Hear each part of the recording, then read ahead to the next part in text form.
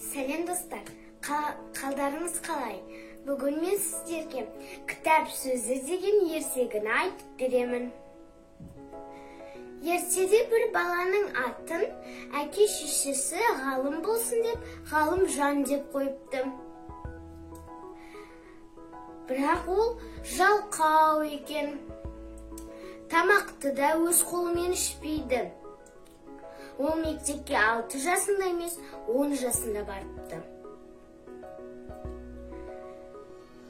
Сабақ біте салысымен ол партаға ұйықтап қалады екен.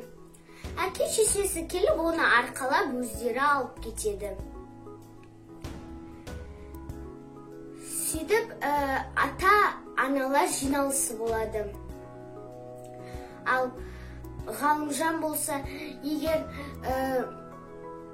әке-шешем ұятқа қалса, онда жатып қалады ғой дейді. Сөйтіп ол шешесіне келіп былай дейді: мен қалай ақыл үйренсем болады дейді, деп айтады. Сөйтіп шешесі: сен ұйықтар алдында бас жағыңа кітапты қойып ұйықтасаң, кітап саған бір сөз айтар дейді. Сөйтіп ол Ғалымжан шешесінің сөзін тыңдайды. Сөйтіп кітапты бірінші күні бас жағына қойып жатады. Бірақ кітап ештеңе айтпайды. Екінші күні де ештеңе айтпайды. Сөйтіп ол кітаптың бетін парақтап көреді, бір сиқыр бар шығар деп. Ал үшінші күні енді лақтырайын деп жатса, кітап оған сөйлейді: досым, мен саған ертегі айтып берейін бе? Деп кітап айтады. Сөйтіп Ғалымжан: иә, айтып берші дейді. Кітаптан бұндай жақсылық көрмеп еді. Сөйтіп кітап оған ертегілер айтады. Ғалымжан болса кітапқа қызығып кетеді.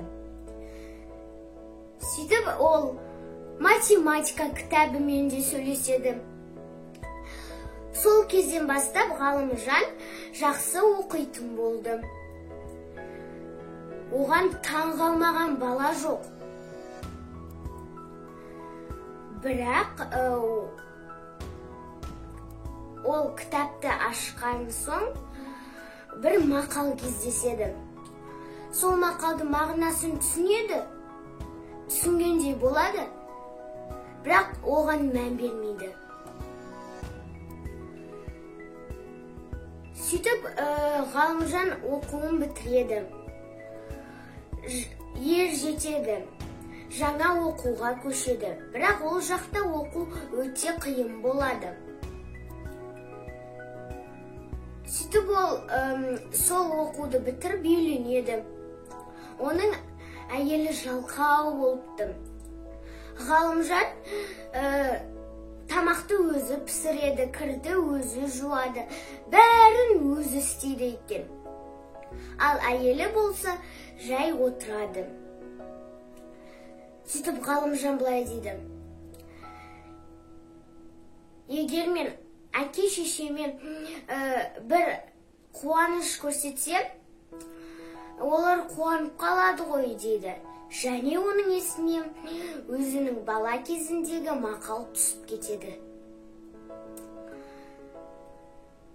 Сөйтіп ол еңбектенуге көшеді. Еңбектеніп ол ақылды бала болады. Соған әке-шешесі қуанады. Егер де балалар, бұл ертегі сендерге ұнаса, менің арнама жазылып, лайк басуды ұмытпаңдар. Сау болыңдар.